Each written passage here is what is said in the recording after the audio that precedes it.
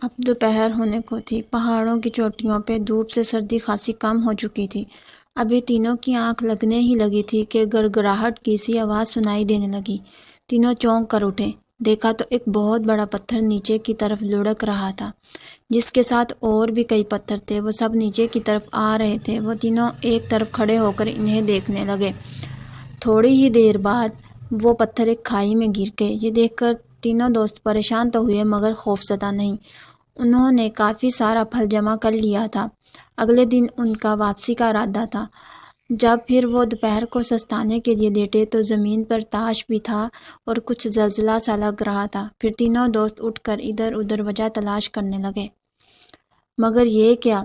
تینوں دوستوں کے ہوش اڑ گئے۔ ایک بہت بڑا گلیشیئر پہاڑ سے نیچے کی طرف سرک رہا تھا۔ بہت ممکن تھا کہ یہ گلیشیئر اس مختصر سی بستی کے اوپر گر کر اسے تباہ کر دیتا۔ بستی کے لوگ تو سردی کی وجہ سے پہاڑ کی چوٹیوں کی طرف جاتے ہی نہ تھے۔ اب بستی کے لوگوں کو خبردار کرنا بھی ایک ذمہ داری تھی۔ تب کوزی نے ایک تجویز پیش کی اور انہوں نے بہت سارے پتھر اکٹھے کر کے ایک بڑے سے بورے میں بند کیے اور بستی کے پاس ایک اونچی چٹان پہ کھڑے ہو کر زور زور سے لوگوں کی چھتوں پہ پھینکنا شروع کر دیے۔ لوگ گھبرا کر باہر نکلے تو دیکھا کہ ان کے صحن اور چھتوں پہ بہت سے پتھر گرے پڑے ہیں۔ اتنے میں وہ تینوں دوست غائب ہو چکے تھے۔ بستی کے لوگ سمجھے کہ گلیشیئر گرنے والا ہے۔ انہوں نے فوراً ہی اپنے گرمائی گھر خالی کیے اور نیچے وادیوں میں چلے گئے، اور پھر سب نے دیکھا کہ گلیشیئر بستی پہ آن گرا اور سب گھر تباہ ہو گئے مگر کوئی بھی جانی نقصان نہیں ہوا تھا۔ تینوں دوست اپنی کامیابی پہ خوش تھے۔ اب وہ ڈھیروں ڈھیر پھل لے کر رستے میں چھپتے چھپاتے اپنے جنگل میں پہنچ گئے تھے، مگر ایک چیز انہیں بہت پریشان کر رہی تھی کہ راستے میں نظر آنے والا تقریباً ہر بندر بہت کمزور اور مریل سا لگ رہا تھا۔ وہ سمجھے شاید بھوک سے ایسے ہو رہے ہیں، مگر قریب جا کر پتہ چلا کہ یہ سب تو خارش سے ایسے ہوئے پڑے ہیں۔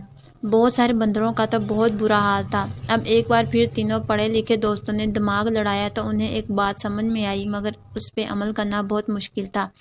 طے یہ پایا تھا کہ اوپر برفوں میں جو گرم پانی کا چشمہ بہہ رہا تھا، اگر اس میں ان سب کو نہلایا جائے تو مرض ٹھیک ہو سکتا ہے۔ جب یہ بات سب جانوروں کو بتائی گئی تو وہ بیچارے تو بیماری سے تنگ آئے پڑے تھے، فوراً تیار ہو گئے۔ اگلی رات ایک بار پھر بیمار جانوروں کا قافلہ پہاڑوں کی چوٹیوں کی طرف رواں دواں تھا۔ جب سارے بندر وہاں چشمے تک پہنچے تو بھوک اور بیماری سے نڈال ہو چکے تھے۔